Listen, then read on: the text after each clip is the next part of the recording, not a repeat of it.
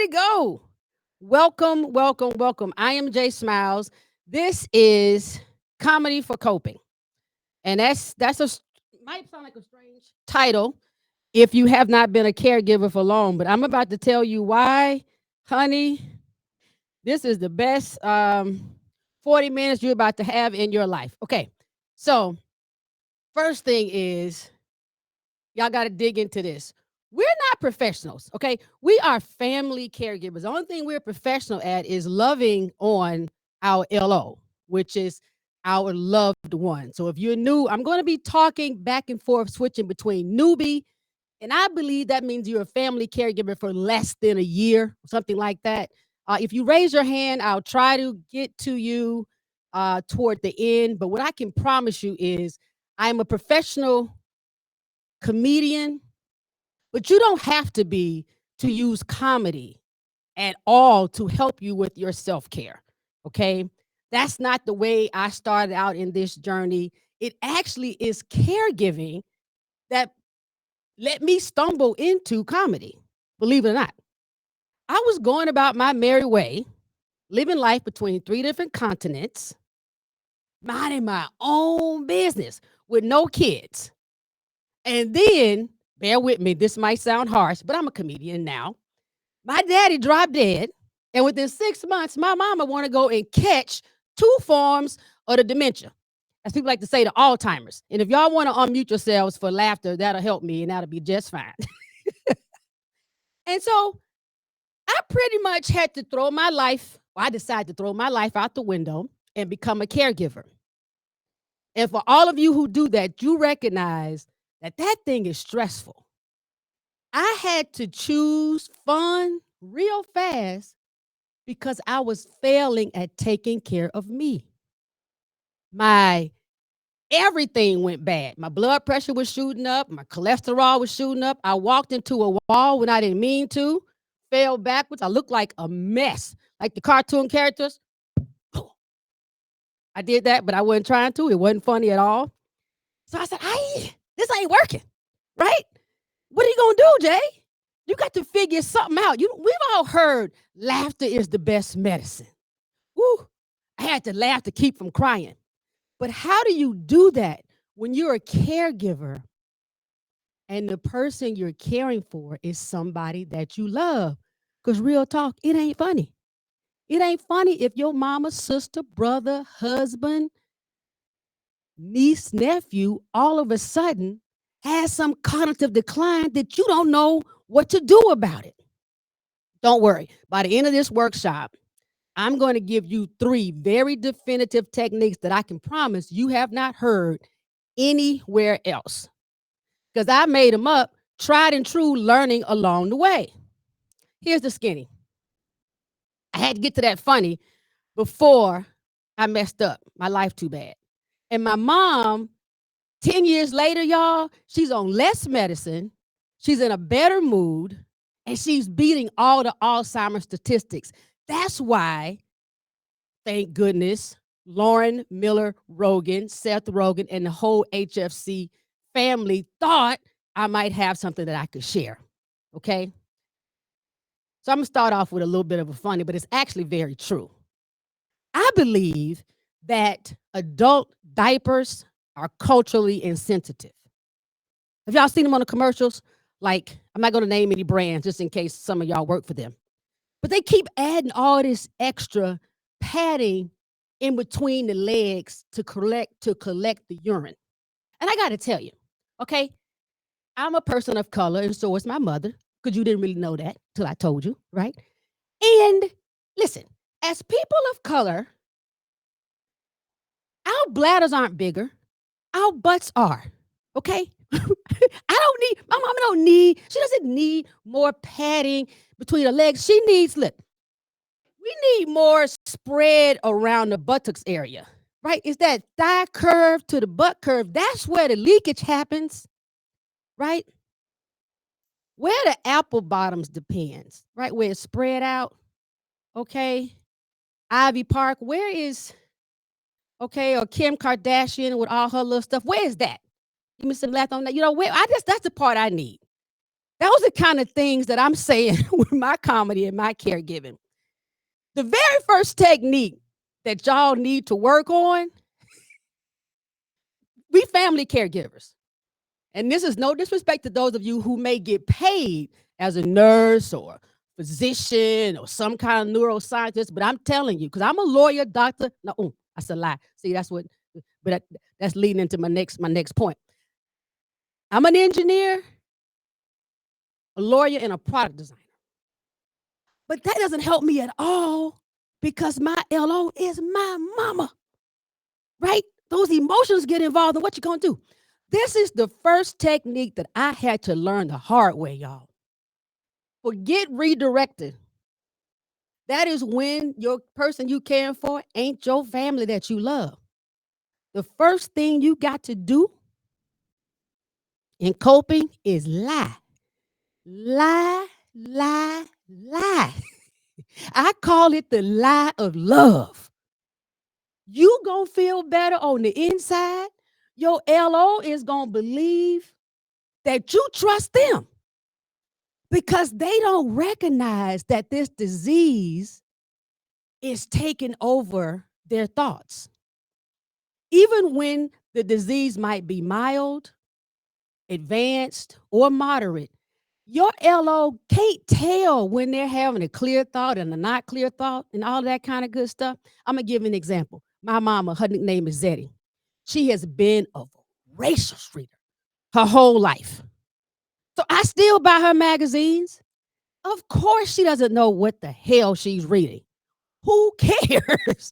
She gets her little finger y'alls and she'll read. It'll say like People Magazine, Oprah. I hate that Oprah went digital. My mama does not want an iPad. She needs to flip a page. People tell me, well, get her an iPad. It's so much easier. For whom? Easier for whom? She wants to flip a page. Anyway, so she's going like this and she goes, the lady went to the store, da-da-da-da. Da-da-da-da mean it's a word she can't pronounce. Took me a long time to find that. Da-da-da-da. But guess what? I don't stop her anymore to say, oh, mama, it's not da-da-da-da. It says the lady went to the store to buy cucumbers and tomatoes. Family caregivers, why in the heck does it matter that my mama knows that says cucumbers and tomatoes? Why? That's adding stress to me. It's going to create tension between our visit, whether your LO lives with you, like mine, or you visiting them at a facility. What you want to do that for? With your little 30 minutes or your hour that you're visiting, or if girl, homeboys, bye. Don't do that. Da-da-da-da.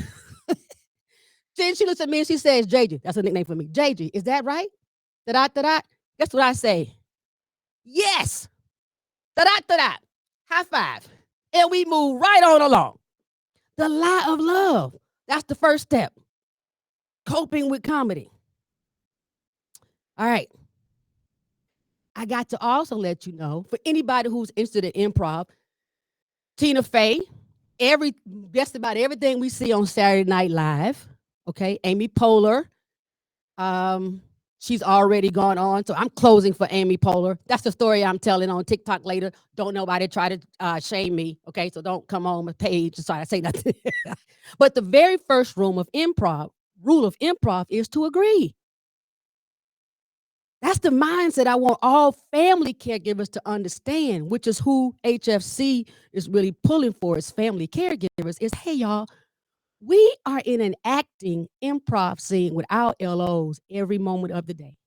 We don't know where they're about to take us, but we know we love them. We don't want to be stressed, and we don't want to stress them out because something in you made you say, hey,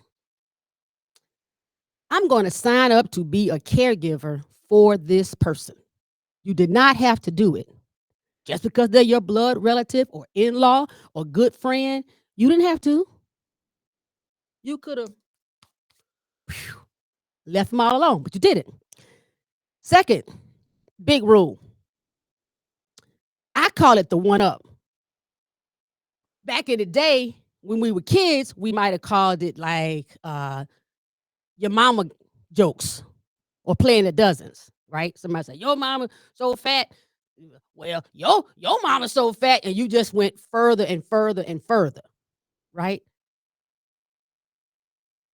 When I first started as a caregiver, y'all, I messed up so much because I didn't want to believe that my mama really couldn't remember. Is anybody else like that? Like throw a thumbs up or something like that if you with me. And y'all, that was just on me. I was in denial. That is the biggest thing as family caregivers I know that I see. 'Cause I have a podcast, which is, let's see, that's right there. Parenting Up Caregiving Adventures with comedian Jay Smiles. And you can get it wherever you listen to it, wherever you listen to podcasts. We're on 5 continents now. Very excited. HFC has been a great partner with that. The thing is, you um I wasn't ready to believe that my mama, my shero really didn't remember that this was her house. What you mean you don't know this is your house? This has been your house. This been your house as long as it's been my house. What you mean you want to go home? We at home, girl. So when I first started, she'd say, "We want to go home." And I would just walk her around the house pointing to stuff that she bought. And she's like, "Oh, it's not my house." I'm like, "Yes, it is your house. Mama, this is your house. Remember you bought this?" I'm telling all these stories. I get frustrated and need some Tito's. I don't know if I'm supposed to say that, but I just said it. And then she gets frustrated. Who's it? That's not helping anybody. Guess what I do now, y'all? I one up her. She says, "JG, I just want to go home." I say, "Girl, me too. I want to go home and I want to go to the mall." That's the one up. You agree and you add something. I want to go home and I want to go to the mall and buy some shoes. Y'all, by the time I get through adding stuff, she's just flipping her magazine and looking at me like, "This fool is crazy." And I say, "Mama, you want to buy some shoes?" And then she hits me with a no. No, we don't need to buy no more shoes. But that's thing too, is to one up them. Don't disagree, right? So we adding something. We gonna agree and we gonna add something, which is something else within improv. And you don't have to learn any of this. It's just kind of like, look, if they're your parents, they're your family, you already, I'm gonna whisper, you've already lied to them a little bit. Don't act like you never lied to your family. Okay.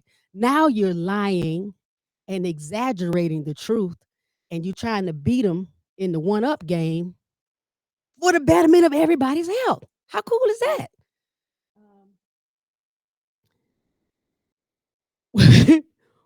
One thing that always got me with my mom when this first started, and I got to share this with you, is because it was the irony of it, right? My mom was diagnosed with Alzheimer's when she was 62 years old. She's a forensic accountant, a CPA, the first woman of color to get it in her home, to not to get Alzheimer's, but to have her CPA license in her home state. She's the first woman to be a forensic accountant, expert witness with her own firm in the whole nation. And so when these people told me all of a sudden that her brain wasn't working, I didn't believe them.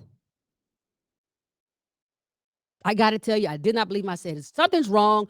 I got to change her diet or figure something out. So I fought this really hard. So I just want you all also to understand that where I am now took years of trial and error with me playing around with my mom to see what joking kind of worked. But I had to do something because my care was plummeting. And all of our doctors talk about how if the caregiver goes down, the whole system is screwed. Because in the United States, there are 3-to-1 caregivers to dementia sufferers. Right now, there are approximately 5.5 million. Okay, I'm not going to do the 500,000 thing. So let's just say there are 5 million known dementia sufferers. So that means there's 15 million of us. And we're talking about the people that's not getting paid. Do you know how broken the healthcare system becomes if we all go down or even half of us go down? Right? That's why I'm so excited about being able to use comedy. Because guess what, y'all? Laughter is free. You can tell yourself a knock knock joke whenever you want to. Did you know that? It don't matter if it's raining outside or if you go to your bathroom stall while you at work. You might be in the shower while your loved one is sleeping. You can actually fake a joke. I want y'all to do it right now with me. If you're willing to come off camera, I would appreciate it if you're willing to do so. You could just fake a laugh. Your body actually will receive so many positive endorphins, right? This is not me. This is medical science. I got this from the Mayo Clinic, and they got big fancy doctors. But your lungs and your heart and your kidneys and your brain, your circulation improves. Your body actually releases natural painkillers the more you laugh. And your body doesn't know if you are laughing really good and hard at a Seth Rogen joke, ha ha, or because you just decided Jay Smiles is stupid and told me to laugh. Like I could just fake a laugh right now. You just start one, you just go.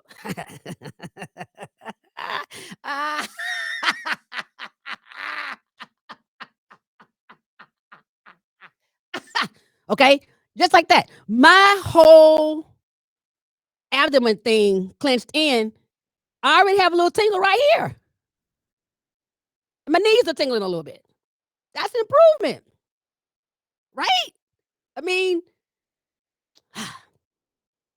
NIH says that kids laugh over 400 times a day. And once we become adults, we laugh 15 times or less. We have it backwards. It's free, people. Laughter is free. Make up a joke. Make up a joke if you want to, right? Or like I just did, just start laughing. You can literally just start laughing. Especially right now, it's the pandemic. We already believe people are a little, ooh, right? So if you're just on the subway, in the train, in the Uber, walking down the street, everybody is kind of standing away from each other anyway. This is the perfect time to just burst out laughing wherever you are. Nobody's going to bother you or try to arrest you. They're like, oh, don't want to touch that. This is the great time to try all that kind of stuff. Okay. Um, I recall, I'm gonna get to what hit me so hard with the this is going to get into my third thing, and then I'll hopefully save room for questions if anybody has any. And then I'll talk about how I actually got into comedy and totally left the practice of law, engineering, and product design, for which I have 3 degrees from amazing universities. And a lot of my friends are still like, "What are you doing, Jay?" Um, You know, the third thing is to let it go. Just let it go. This is born in the fact that a lot of us who are family caregivers is denial. Denial is what's really kicking our butt, right? And I'm gonna tell you, I was horrible at this. We were holding on to traditions. Oh man, we're Catholic. Holding on to Christmas, Easter, Mother's Day. Oh yeah. It's my mom, right? Her parents are deceased. My father's deceased. And I don't have any siblings. At least I could celebrate Mother's Day. What kind of dork wouldn't celebrate Mother's Day for her mom who has Alzheimer's? And by the way, my mother, to her greatest accomplishment was having me. Bless her heart. Shout out to any Southerners. Y'all know what that means. But she literally threw it back in my face and it didn't work out right. I tried it 3 or 4 different ways, y'all. For 3 or 4 different Mother's Days. Like, oh, I'm gonna have people over. We're gonna have a big dinner. That didn't go so well. Okay, I'm not gonna have anybody over, but I'm gonna get big gifts. That didn't go so well. Okay, we're just gonna go to a lunch and then I'm gonna have a massage. That didn't go so well. Guess why it didn't go so well?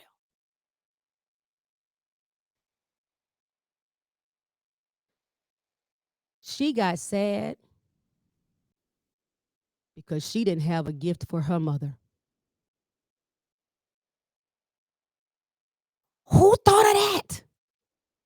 How in the world was I supposed to know that me celebrating my mama was going to make her think about her mother? I didn't learn that in caregiving school. Oh, yeah, right. There is no caregiving school. Which is another thing that gets my gall when people describe, oh yeah, being a caregiver, Jay, you're a caregiver for your mom. It's kind of like having a kid. Respectfully, no, it is not.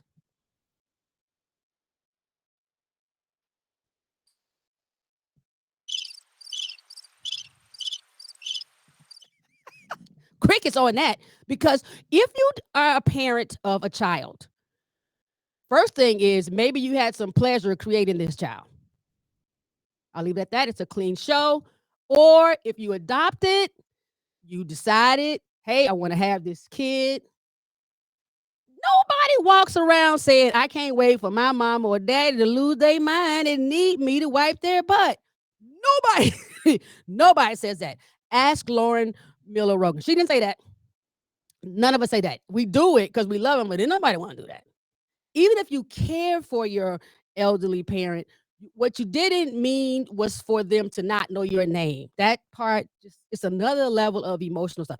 Anyway, so when she hit me with the, "Ooh, I got to get something for mama, for grandmama," and I was like, "Oh no, y'all know about y'all, but I know what I did in those first couple years. Oh, you don't have to get anything for grandmother.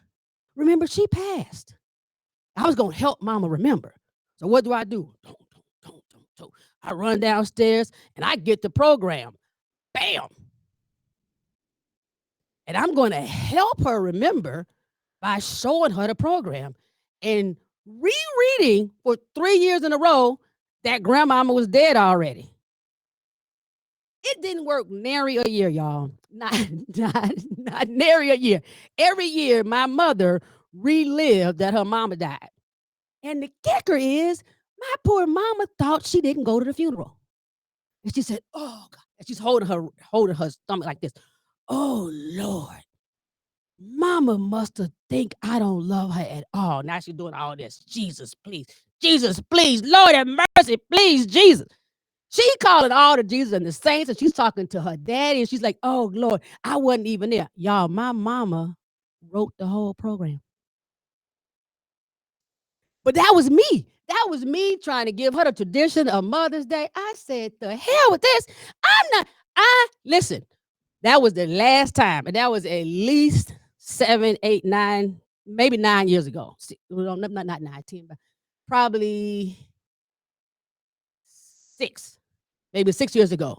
We don't celebrate anything around that anymore. Not my birthday, her birthday, 4th of July, nothing. Who cares? I love on her every day. We laugh and joke and tickle, whatever, kiki, ha ha, whatever she wants to do. We do all of that every day. Why take her through the problem of maybe triggering a bad memory? Because how the hell am I going to know what's going to happen? And I don't need that drama in my life. I don't know about y'all. So the thing on that is let it go. Like Frozen, let it go, let it go. Okay, saying let it go. Kiss. Keep it simple, silly. Ain't no reason to take yourself through all of that. Not at all. It's it's it is so easy for us to feel guilty as family caregivers, right? We want to, did I am I keeping them connected enough to the past? Am I allowing them to see enough, be around enough family members? Are they eating well enough? Are they um, getting enough nourishment? Are they learning? Listen, I've talked to a lot of neurologists and neuroscientists. The Alzheimer's so far doesn't really let them learn. You can keep their environment happy and healthy, right? And comfortable. Yo, and then that's like that's all we can do. After that, take care of yourself. Keep yourself happy and healthy and whole.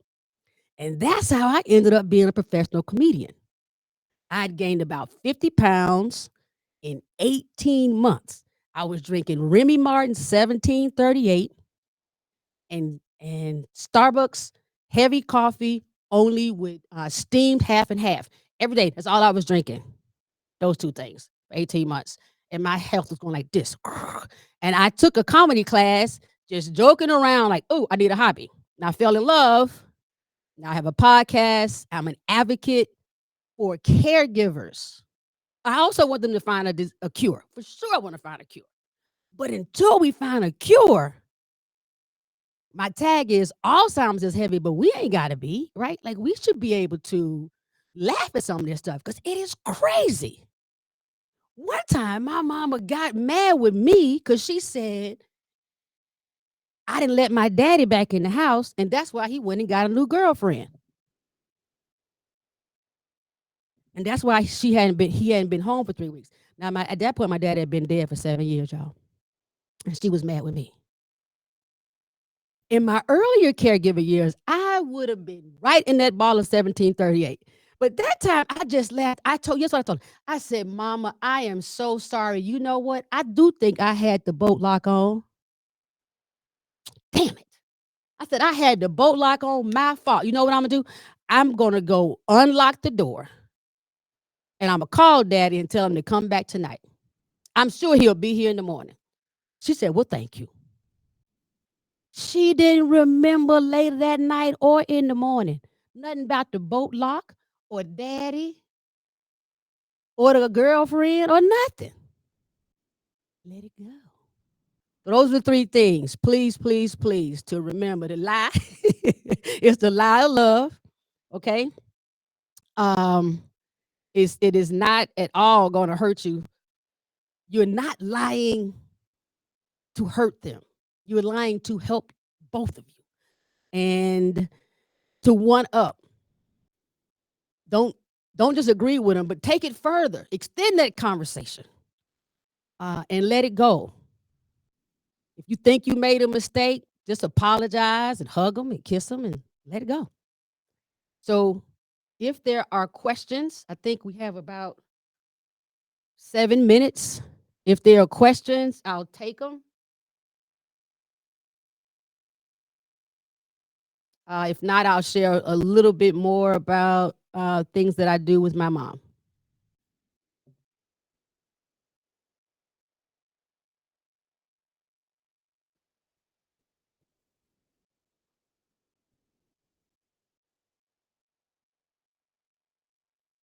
Okay, Erica Watson.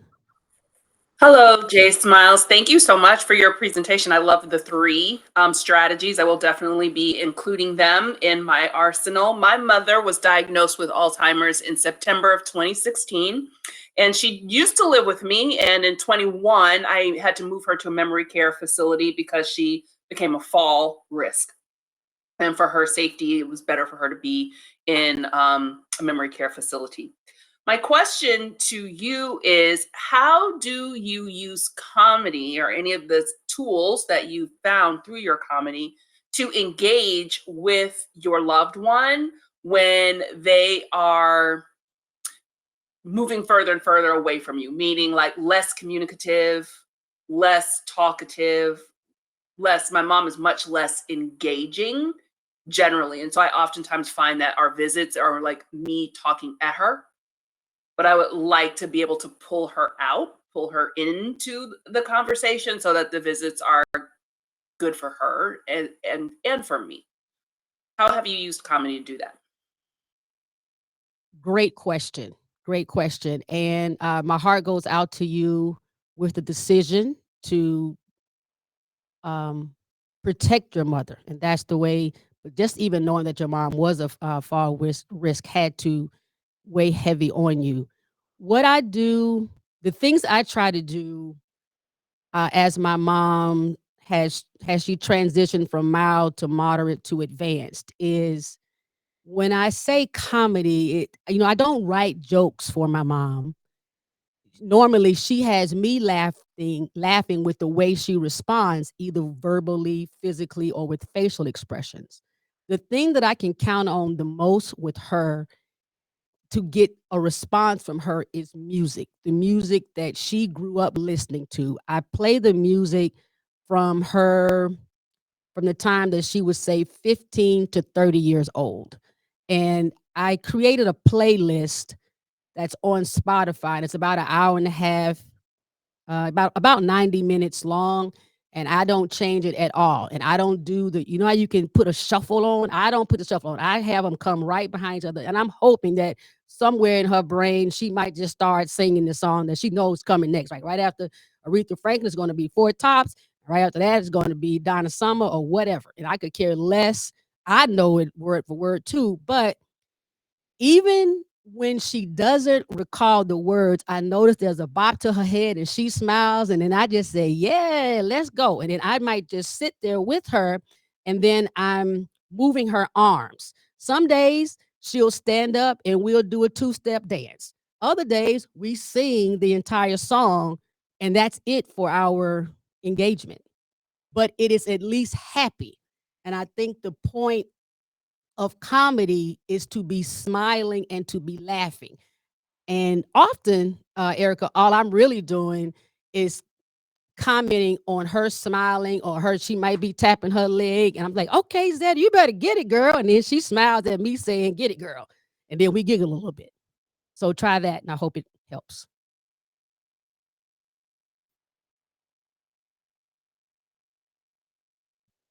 Any other questions?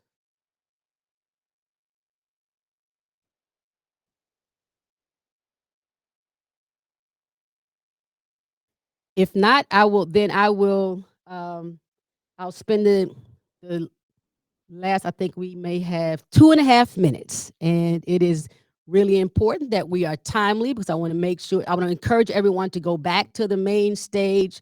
We are to end here, I believe, at 4:40, I think. Yes. Well, they may come and tell me. We're supposed to end here at 4:40, but does someone know different? Sometimes they extend things. Hi, J. HFC. Smiles. Hey, HFC is going to do an announcement with a 5-minute warning at 4:40. So I think you have until 4:45, I believe. oh, bet. Great. Hey, I'm a comedian. We are always we can use more time.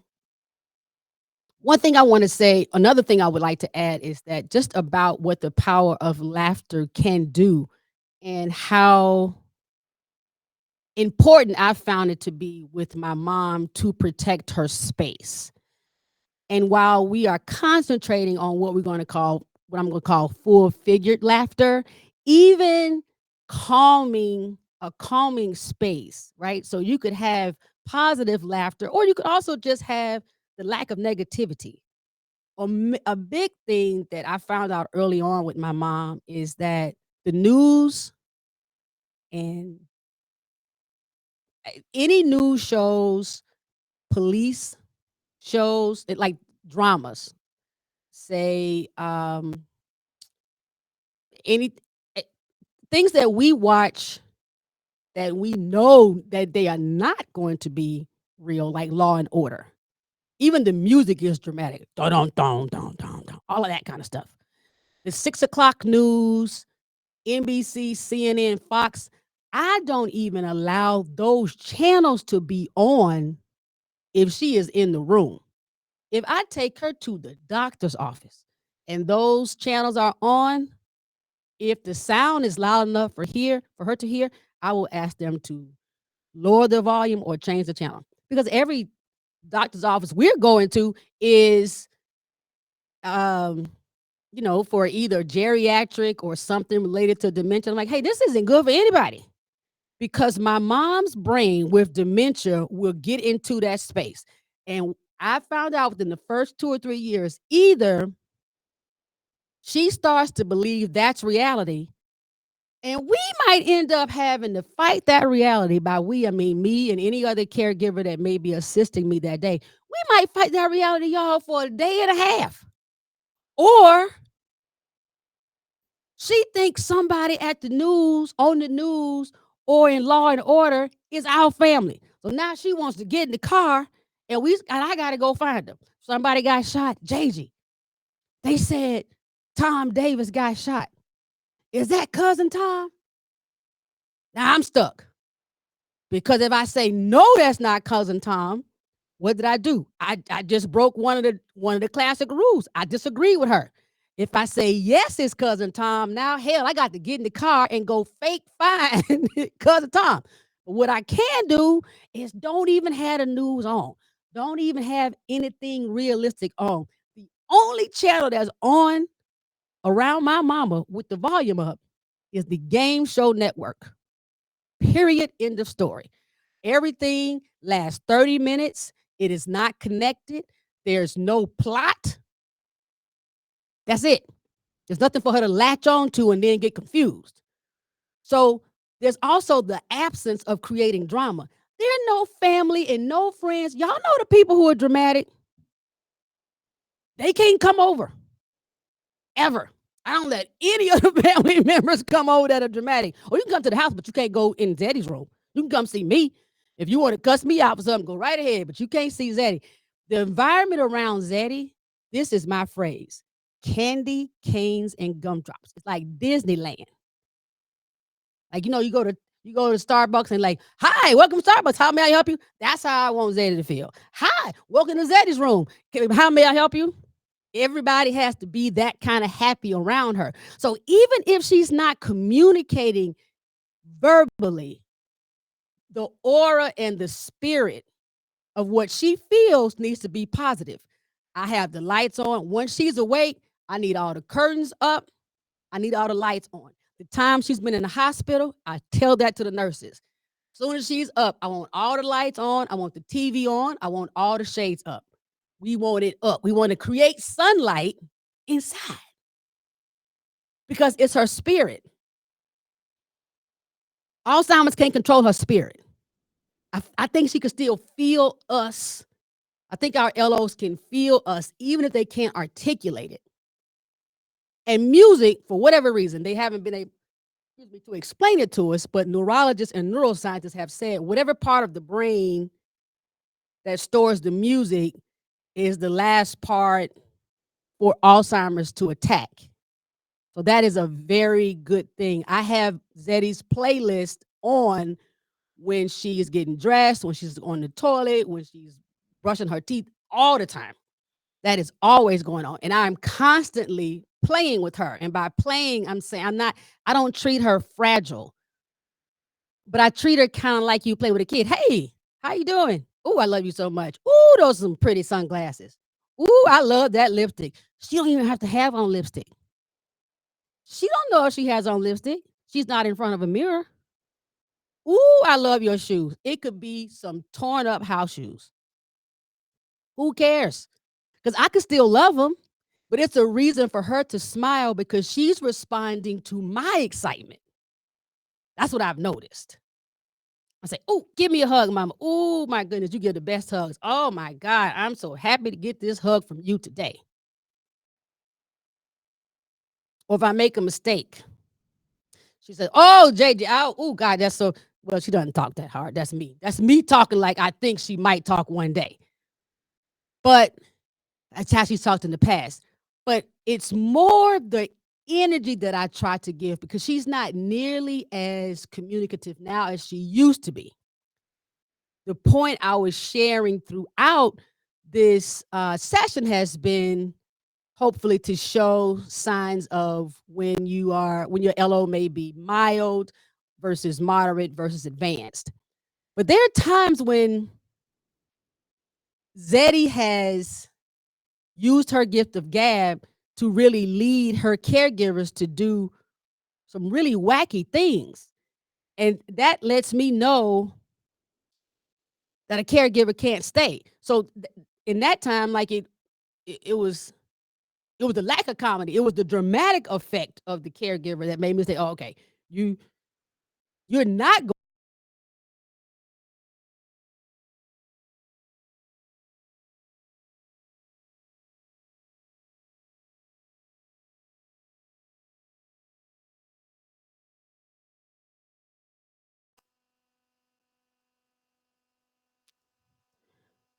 They said it would be an announcement.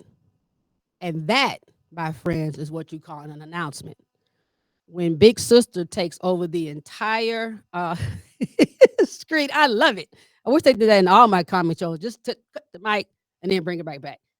Then that's how you know you got a couple more minutes. Yes, so it is. I really want you all to know that it's not about being formal. We have a hard job because we're supposed to be marrying these professional like responsibilities with our heartstrings. This is a person that we love, that we've been around for a good deal of our lives, but we're supposed to then also protect them and feed them and nourish them. But what I found early on in my caregiving career, and I'm hoping that I can steer you away from this, is I was acting more as Zeddy's protector and her provider, and less as her daughter and her caregiver. And when I made that mental switch to say, I'm her giver of care and I'm her daughter first, and then I'm her protector and her provider, because I'm the only one that can put the family caregiver daughter hat thing on first. And when I started leading from that place, then it's kind of more like I'm just chit-chatting with my mama about whatever we make up. So almost like wanting to be a princess, or have be a unicorn, make up any kind of stories you want to. But I'm Jay Smiles. You can listen to my podcast, and you can see me. You can follow me. Probably the best thing to do is to go to my website, jsmilescomedy.com, the single letter J, smilescomedy.com. And my podcast is Parenting Up, Caregiving Adventures with Comedian Jay Smiles. It has been a pleasure, and I look forward to seeing you all on the main stage and hearing from you through the literature on my website. Thank you, thumbs up person. I can't see it from here, but I don't want it to shut me off in the middle of a speech. What? Any other questions? We probably only have like 30 seconds. I hate to start a 30-second talk. Please go back to the main stage, and also I believe the exhibit booths will be open, and they're going to talk about that there. Look at the sponsors. Give yourselves a break. Being a family caregiver is very difficult, and I say congratulations to even accepting the responsibility, because you didn't have to. I want to reiterate that. I think it's major that you decided to do that. And I think if we continue to support organizations like HFC, then we can get better help from Congress and our lawmakers to have family leave for caregivers like ourselves. And it won't be so hard for us to be seen in society, things of that nature. So I'm starting to add more caregiving